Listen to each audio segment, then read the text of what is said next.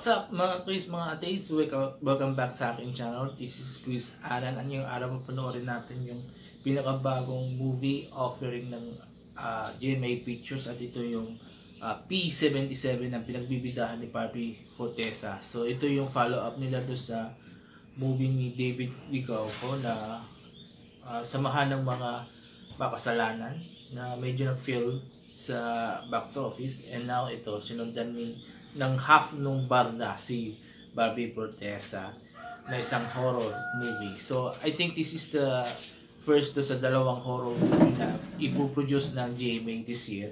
So yung isa yung sa movie version ng Gabi ng Lagim ng GMJS. So hindi ko na ito patatagalin pa, papanoorin natin yung video at later ibibigay ko yung reaction at opinion ko on the said movie trailer. So let's go!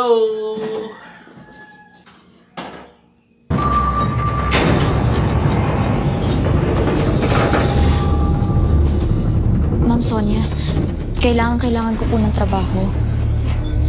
Hindi po kayo magsisisi. Baka ikaw ang magsisi.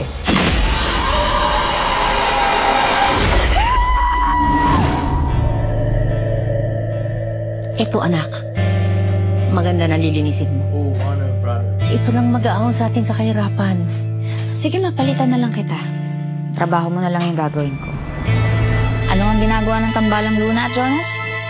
Promise, titira tayo sa isa sa mga matataas na building niyo. Ate, masaya ako kapag masaya ka. Bakit sabi mo malungkot dito? Alam mo kung ano to dati? Morgue.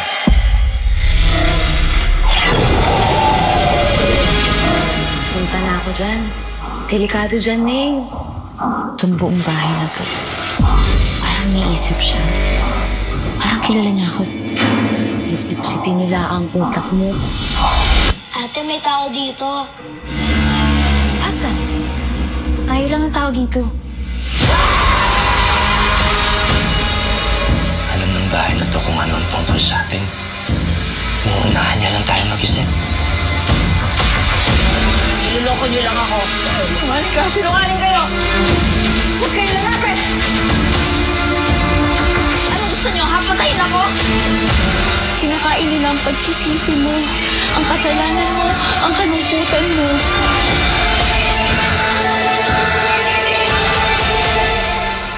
Di ka daw makakalabas.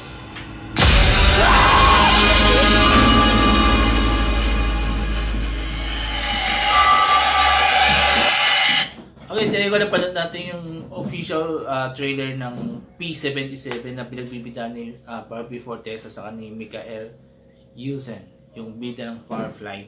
So, intriguing, nakaka-intriga yung movie. Wala tayong makuhang ano yung magiging yung synopsis, or should I say yung ilang magiging kwento ng movie. And maganda mga camera shots, camera angle, yung mga technical aspects maganda, and even the acting ni Barbie was very good. It was great actually. So sobrang na-intriga ako. So wala akong makuhang na pangit dito sa movie na to. Siguro sampuna ko lang yung sa director, kasi si Cabrito ba yun, and he was the director of Malyari, and tanda ko nung nagabas yung Malyari, it was a mixed review. May mga nakagusto, mayroong hindi nakagusto doon sa movie. Even though I haven't seen the movie, so again, I'd say kung pangit nga o hindi. Pero yun nga, mixed reviews, so meaning mayroong nakikita hindi maganda. So I hope sana dito sa movie na P77A magiging maganda yung result.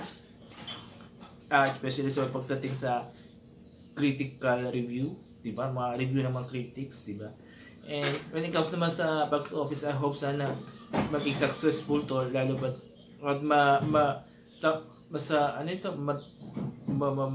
sabayan niyo yung mga naunang horror movie ng GMA na classic, diba? Yung like The Road, yung Ouija, diba? Something like that. Yung Echo na nakaroon ng movie international version, diba? So I hope sana ito magkaroon rin ng maging successful to, katulad ng mga movies na, especially I think distributed o produced rin to ng Warner Brothers Philippines. So, yun. So, exciting. So, sana mapanood natin tong movie sa sine. So, there you go. Maraming salamat. Have a nice day. And kung gusto nyo yung mga napunan yung trailer sa mga binigay kong reaction, and mag-comment kayo dito sa baba, and I will read all your permission. I will try to interact with you guys. So, there you go. Maraming salamat. Have a nice day and bye-bye.